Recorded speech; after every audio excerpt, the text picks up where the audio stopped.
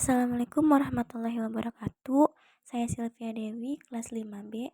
Di sini saya akan menjawab sekaligus menjelaskan pertanyaan-pertanyaan pada mata kuliah belajar dan pembelajaran. Pada pertanyaan pertama, yaitu mengapa prinsip belajar berimplikasi bagi siswa dan guru. Jawabannya adalah karena prinsip-prinsip belajar memiliki implikasi yang signifikan bagi siswa dan juga guru, karena keduanya terlibat dalam proses pendidikan yang saling berkaitan. Nah, di sini juga ada beberapa alasan mengapa prinsip-prinsip tersebut itu penting. Yang pertama itu untuk siswa. Siswa dapat memahami cara mereka belajar dengan terbaik.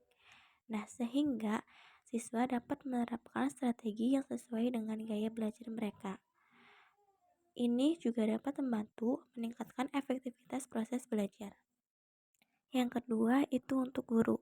Guru dapat memahami prinsip-prinsip belajar dan dapat mendesain metode pengajaran yang lebih efektif, menarik, dan sesuai dengan kebutuhan siswa. Hal tersebut dapat melibatkan penggunaan berbagai teknik dan alat untuk mendukung pelajaran. Lalu yang ketiga ada motivasi dan keterlibatan. Nah, prinsip-prinsip belajar dapat membantu dalam merancang lingkungan belajar yang mendorong motivasi dan keterlibatan siswa. Ketika siswa merasa terlibat, mereka cenderung lebih aktif dalam proses belajar. Yang keempat, ada penerapan pengetahuan. Siswa yang memahami prinsip-prinsip belajar dapat lebih mudah menerapkan pengetahuan yang diperoleh dalam situasi nyata dan meningkatkan relevansi pembelajaran. Yang kelima, ada umpan balik. Guru dapat memberikan umpan balik yang lebih konstruktif dan relevan dengan memahami bagaimana siswa belajar, sehingga membantu siswa untuk berkembang. Yang keenam, atau yang terakhir, ada pengembangan keterampilan berpikir kritis. Nah, prinsip-prinsip belajar dapat membantu siswa mengembangkan keterampilan berpikir kritis dan analitis yang sangat penting dalam kehidupan sehari-hari dan dunia kerja.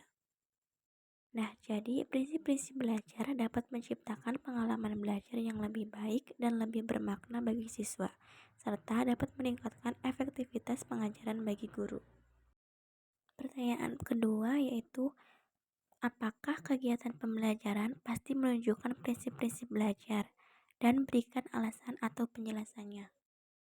Alasannya mungkin tidak, karena dalam kegiatan pembelajaran, prinsip-prinsip belajar tidak selalu secara eksplisit terlihat, tetapi seringkali terintegrasi dalam cara pengajaran dan pembelajaran berlangsung. Nah, beberapa alasan dan penjelasan mengapa prinsip-prinsip belajar dapat muncul dalam kegiatan pembelajaran, yaitu ada 6 alasan. Yang pertama itu ada penerapan teori belajar. Banyak metode pengajaran yang didasarkan pada teori belajar, seperti konstruktivisme, behaviorisme, dan kognitivisme.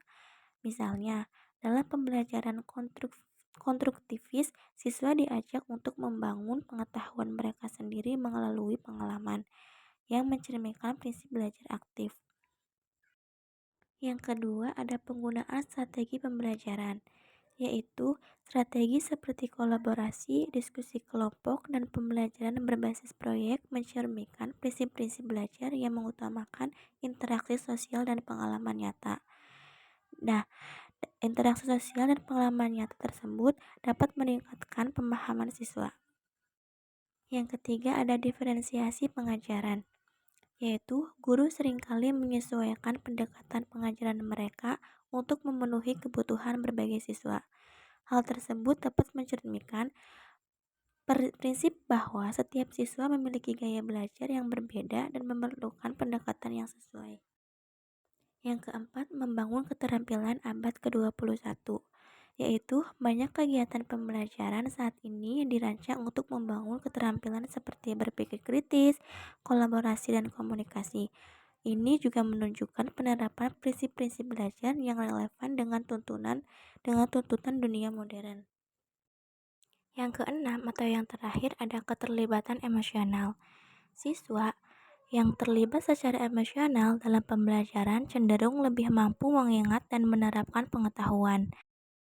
Dari penjelasan tersebut, meskipun tidak semua kegiatan pembelajaran secara eksplisit yang menyatakan prinsip-prinsip belajar, banyak juga aspek dari proses pembelajaran yang mencerminkan dan mengintegrasikan prinsip-prinsip tersebut. Hal ini dapat menunjukkan betapa pentingnya pemahaman tentang prinsip-prinsip belajar dalam merancang pengalaman belajar yang lebih efektif. Pertanyaan yang ketiga yaitu, apakah prinsip-prinsip belajar bagi guru yang paling utama? Jelaskan. Menurut saya, prinsip-prinsip belajar itu penting bagi guru karena mereka dapat membentuk dasar pengajaran yang lebih efektif. Nah, dengan memahami prinsip-prinsip seperti perhatian dan motivasi, guru dapat merancang materi yang menarik dan lebih relevan, sehingga meningkatkan keterlibatan siswa.